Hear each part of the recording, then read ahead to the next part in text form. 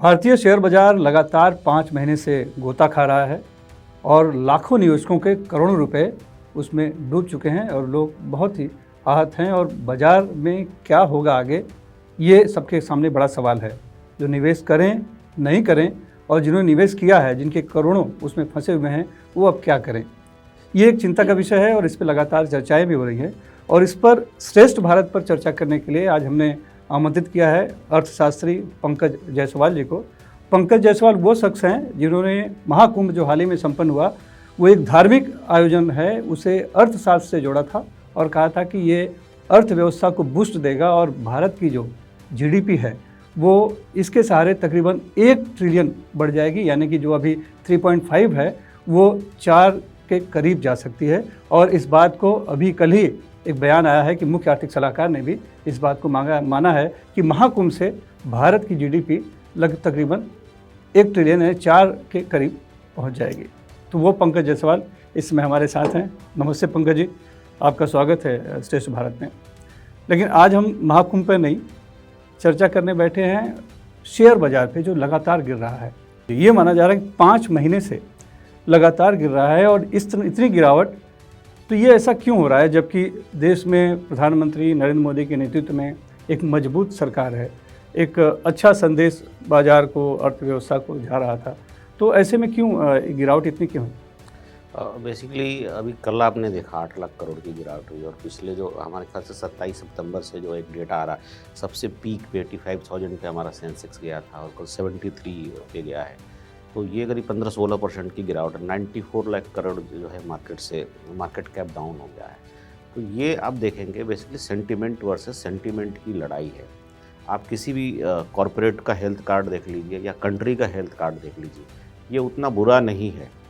आप जीडीपी का रेट अभी तीसरी तिमाही का आया है, आज की तीसरी तिमाही का जो है जीडीपी का रेट बेटर देन दूसरी तिमाही। या दूसरी तिमाही में जीडीपी डाउन इसलिए हो गई थी कि इलेक्शन ईयर था वो, तो बहुत सारी गवर्नमेंट स्पेंडिंग नहीं होती है। तो तीसरी तिमाही में ऑब्वियस जो है वो जीडीपी बढ़ के आई है 6.2 के आसपास और चौथी तिमाही में भी जो है इसके बढ़ने के आसार हैं। ओवरऑल कंट्री की जीडीपी का जो हेल्थ कार्ड बताया जा रहा है 6.5, बट मेरा अनुमान है कि ये जीडीपी भी जो 7 के ऊपर जाएगी। जैसा आपने बोला, कुंभ के समय हमने बोला था कि जीडीपी के अनुमान में जो है कुंभ का अनुमान शामिल नहीं है, मेरा जो अनुमान है। और ये 4 लाख करोड़ जो जीडीपी बढ़ेगी कुंभ के ट्रांजैक्शन से, अगर हम उसको ऐड करेंगे तो ये जीडीपी का भी हेल्थ कार्ड जो है वो 7 से ज़्यादा जाने की संभावना, ये मेरा अनुमान है।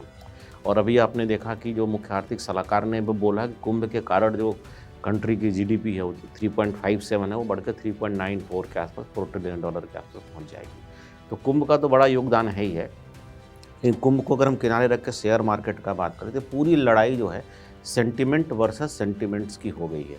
फंडामेंटल वर्सेस फंडामेंटल में आप देखेंगे तो कंट्री का भी फंडामेंटल ठीक है और कॉरपोरेट का भी फंडामेंटल जो है बेटर है। तो ऐसा नहीं है कि इतनी बुरी स्थिति नहीं है कि शेयर मार्केट में इतना बड़ा करेक्शन आ जाए कि 94 लाख करोड़ से हमारा जो है मार्केट कैप डाउन हो जाए। ये फिर इसीलिए सवाल है कि आखिर ऐसा क्यों है कि लगातार हाँ, तो वो ये सेंटीमेंट वर्सेस सेंटीमेंट की जो लड़ाई है, इसमें भारत को लीड लेना होगा। ये किस अभी जो हाल ही आपने सेंटीमेंट की किससे? सेंटीमेंट क्या होता है, जियो पॉलिटिकल कंडीशन है, उससे एक सेंटीमेंट बनता है कि भाई भू राजनीतिक परिस्थिति आप देख रहे हैं कि वो बड़ी तेज़ी से चेंज हो रही हैं। एक रीज़न ये भी होता है कि वर्ल्ड मार्केट क्या होगा, डॉलर वर्सेस लोकल करेंसी का भी होता है।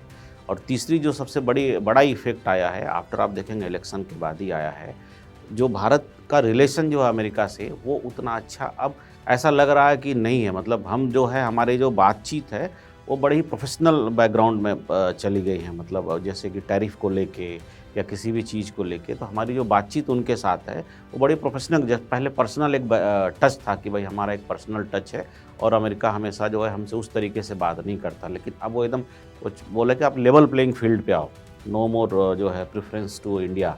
तो उसके कारण भी एक सेंटीमेंट है। दूसरा जो अमेरिका से टैरिफ का हमेशा बार बार एक आ रहा है कि भाई हम टैरिफ लगा देंगे। जैसे भी उन्होंने बोला कि 4 मार्च से जो है चाइना के ऊपर 10% टैरिफ और बढ़ा देंगे, कनाडा पे जो है टैरिफ लगा देंगे। तो जो अमेरिका का जो एक्शन है और अमेरिका जिस तरह से वर्ल्ड ऑर्डर में परिवर्तन ला रहा है, इस परिवर्तन को देखते हुए मार्केट का सेंटीमेंट्स थोड़ा सा हिला हुआ है।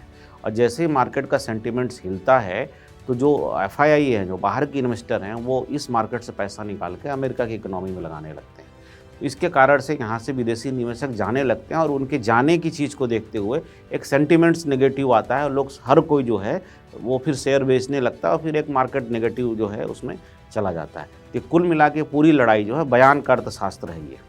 लेकिन आपका कहने का संकेत है कि अमेरिका की अभी जो नीति है ट्रंप के आने के बाद खास करके उसकी वजह से ज़्यादा हुआ। हाँ, लेकिन हम देख रहे हैं कि ये तो 5 महीने से लगातार चल रहा है। अब हाँ थोड़ा सा और ज़्यादा गिरावट बढ़ी है। उसमें देखिए जियो पॉलिटिकल कंडीशन भी है और हर बार के मॉनेटरी पॉलिसी की मीटिंग होती थी उसमें हम एक्सपेक्टेशन लगा लेते थे कि भाई चलो इस बार कुछ इंटरेस्ट रेट कट होगा, इंटरेस्ट रेट कम होगा तो EMI कम आएगी, लोगों के हाथ में पैसा आएंगे।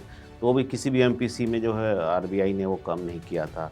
दूसरा जो है डॉलर के रेट के कारण भी जो है इन्वेस्टर यहाँ से पैसा निकाल के, रुपया भी कमज़ोर हो रहा था तो बॉन्ड यील्ड के कारण लोग यहाँ से पैसा निकाल के दूसरे मार्केट में, तो वो बहुत सारे फैक्टर थे। ये इधर आप देख रहे होंगे कि थोड़ा डिक्लाइनिंग ज़्यादा हो गया है।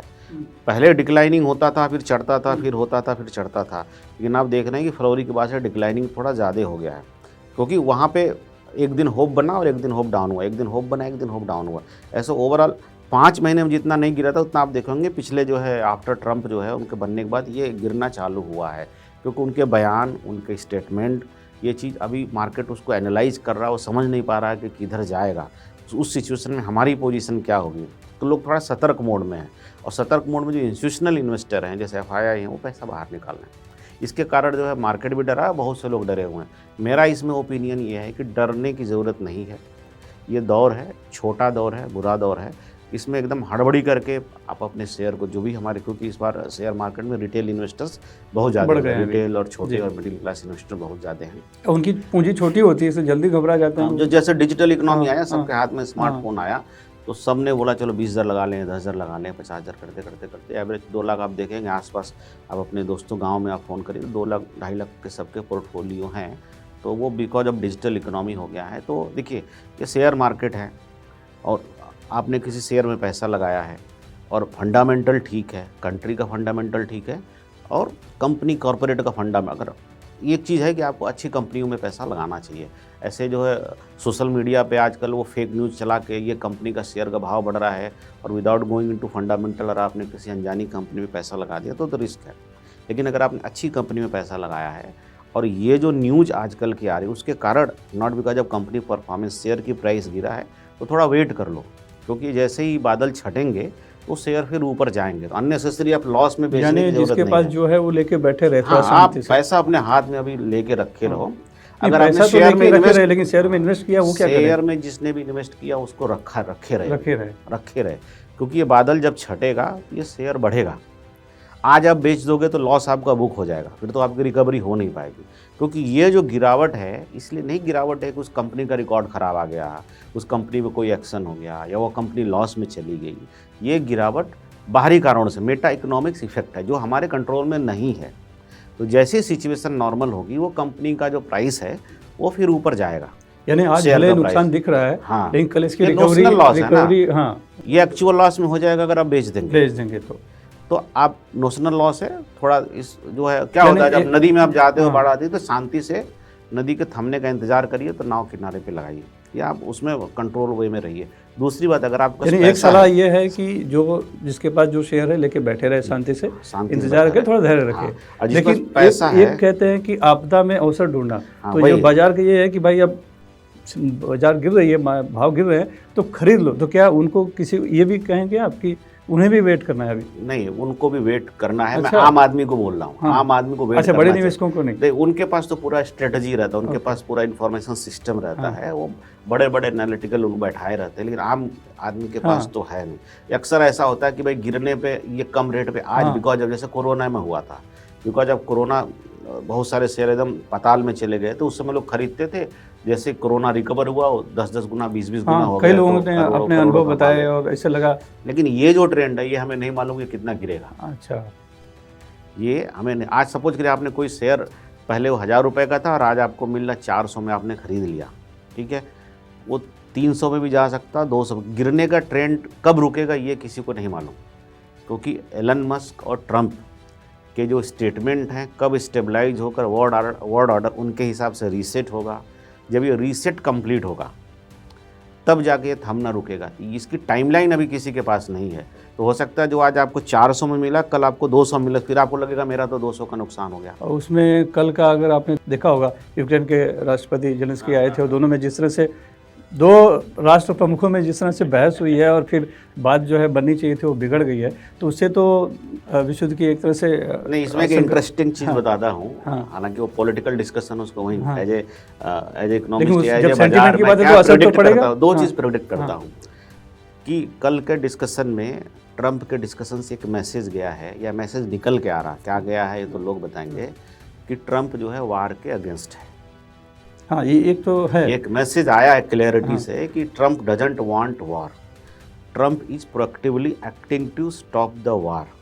ट्रंप के आने के बाद इजराइल हमास में भी जो पुराना युद्ध का था वो भी थमा है, और Trump is proactively acting to resolve the dispute between Russia and Ukraine, और बहुत ही फोर्सफुली चाह रहे कि युद्ध रुक जाए। हाँ, लेकिन उससे उन्होंने कह दिया कि भाई अब अगर बात मानना हो तो ही बात कर रहे हैं, दरवाजा तो नहीं बंद किया उन्होंने ये बोला है कि जिस दिन आपको लगे कि पीस मेकिंग के लिए आना है तो युद्ध के लिए नहीं, पीस मेकिंग के लिए आना है तो आइए।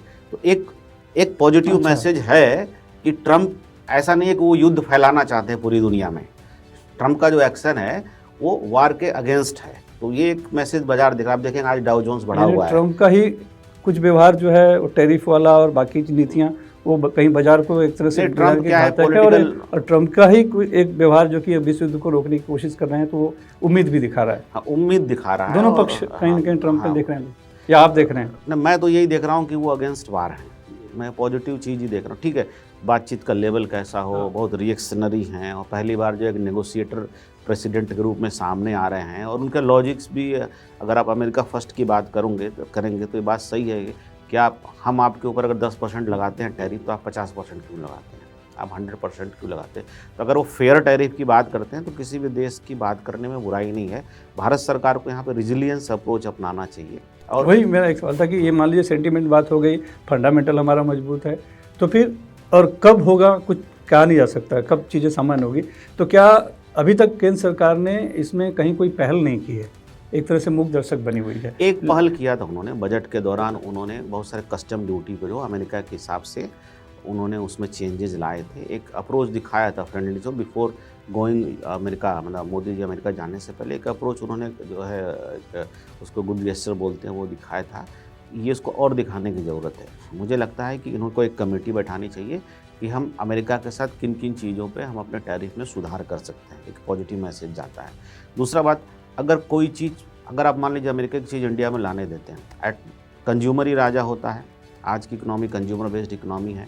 वो अमेरिका की चीज़ों को या तो एक्सेप्ट करेगा या रिजेक्ट करेगा। एक्सेप्शनल लोगों को छोड़ दीजिए जिनको अमेरिकन ब्रांड चाहिए, बट बड़े पैमाने पे जो कंज्यूमर है, अगर अमेरिका की चीज़ पसंद नहीं आएगी उसको तो वो नहीं खरीदेगा। अगर अमेरिका की चीज़ महंगी पड़ेगी उसको तो नहीं खरीदेगा। आज भारत के लोगों को तो हक है ना कि वो वर्ल्ड लेवल की टेक्नोलॉजी को यूज करें और सस्ती से सस्ती चीज़ों को खरीदें, just to protect few people. आप 94 लाख करोड़ का मार्केट कैप डाउन कर रहे हो, या 8 लाख करोड़ का कल का नुकसान हुआ, वो नुकसान आम आदमी का हुआ।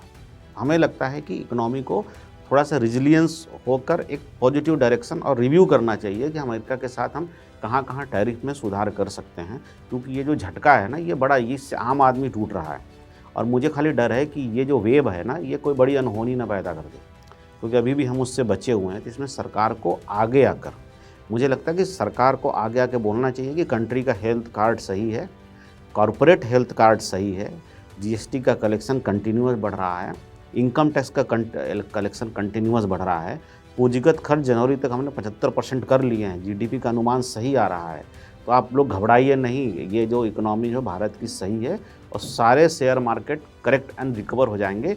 ये जो शेयर मार्केट गिर रहा है, नॉट बिकॉज ऑफ इंडिया, ये मेटा इकोनॉमिक्स इफेक्ट है, बाहर के कारणों से गिर रहा है। तो आप लोग घबराइए नहीं, शांति बने। ये एक अपील जाना चाहिए, करने की अपील की ये ज़रूरत आ गई है, क्योंकि कंटिन्यूअस हो रहा है। सरकार को इसमें आना पड़ेगा, नहीं तो ये जो है मुझे डर है कि कोई ना कोई अनहोनी ना हो जाए। इससे बचने के लिए खुद निर्मला सीतारमन जी को आगे आना चाहिए, या पीयूष गोयल जी को आना चाहिए। प्राइम मिनिस्टर भले ही ना, अगर वो आ जाए तो बहुत अच्छा है, लेकिन निर्मला सीतारमन जी के बयान से देश को आश्वस्त करने की ज़रूरत है। ये ऐसा मेरा मानना है। शेयर में इन्वेस्ट के साथ साथ एक आजकल म्यूचुअल फंड बहुत ज़्यादा चल पड़ा है। तो कुछ लोग मान रहे हैं कि ये अच्छा अवसर है म्यूचुअल फंड के लिए भी, SIP खास करके लोगों में बहुत ज़्यादा लोकप्रिय हो चल रही है, लेकिन कुछ लोग वहीं डरा भी रहे हैं, तो वो क्या करें? जो मैंने पहले जवाब दिया था आपके क्वेश्चन का, जब आपने बोला था कि लोगों के पास पैसे हैं तो इन्वेस्ट करें या नहीं करें, तो म्यूचुअल फंड बेसिकली क्या ग्रुप ऑफ एक्सपर्ट्स जो है एक एडवाइस करते हैं और उस हिसाब से एक पर्टिकुलर सेट ऑफ शेयर्स में इन्वेस्ट होता है या बॉन्ड में। तो जो सिचुएशन उसमें थी वो सिचुएशन इसमें भी है। अभी घबराने की बिल्कुल ज़रूरत नहीं है। अगर आपने पैसा डाला है तो एक दिन ये जंप करके ऊपर जाएगा, जैसे ही दौर ख़त्म हो जाएगा। अगर आपने नहीं शुरू किया है तो आप थोड़ा थम के करें, थोड़ा मार्केट रीड करके करें। हो सकता है ये लंबा चले, तो आज आपने डाला फिर एक हफ्ते बाद बोलेंगे अरे मेरा इन्वेस्टमेंट तो थोड़ा सा नीचे चला गया, तो आप फिर घबरा जाएंगे। तो जितना अपने हाथ में पैसे को थामे रखें उतना ज़्यादा अच्छा है। शेयर मार्केट में या म्यूचुअल फंड में या SIP में आपका निवेश है तो उससे घबराने की ज़रूरत नहीं है। ये एक दिन रिकवर होकर सेव हो जाएगा, क्योंकि सब कुछ सही है, फंडामेंटल सारे सही हैं। ये सेंटिमेंट वर्सेस सेंटिमेंट की लड़ाई है। तो भारत सरकार को और जो बड़े थॉट लीडर्स हैं कॉरपोरेट में भी या इकोनॉमिस्ट में भी या बिजनेस लीडर में भी, इनको हमारा जो बैड सेंटिमेंट्स आ रहा है उसके खिलाफ अच्छे सेंटिमेंट्स की बड़ी लाइन खींचनी पड़ेगी। क्योंकि ये जब इस लड़ाई में अगर उनकी तरफ से तलवार नेगेटिव आ रही तो हमको पॉजिटिव लाइन बड़ी खींचनी पड़ेगी। लोगों को बताना पड़ेगा कि भाई sentiments are positive, don't get panic. तो ये सिचुएशन है। धन्यवाद। यानी कि कुल मिला के हमारा बुनियादी ढांचा वो मजबूत है। जो बाज़ार गिर रहा है उसमें भारत का कहीं कोई वैसे कोई कमज़ोर अर्थव्यवस्था या भूमिका नहीं है, लेकिन हाँ, लोगों को आश्वस्त करने के लिए सरकार को आगे आने की जरूरत है। सरकार को, थॉट लीडर्स को, बिजनेस लीडर्स को, सबको आगे बताना चाहिए, घबराइए नहीं, थमे रहिए। और जो आम निवेशक है उनके लिए यही है कि सब्र न खोएं, इंतज़ार करें, जो पैसा इन्वेस्ट है उसे रहने दें, आज नहीं तो कल जरूर।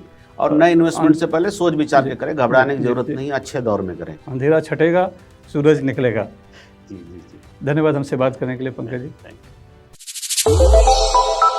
श्रेष्ठ भारत पर खबरों से जुड़े रहने के लिए चैनल को सब्सक्राइब और लाइक करें, बेल आइकन दबाएं और देखते रहें श्रेष्ठ भारत।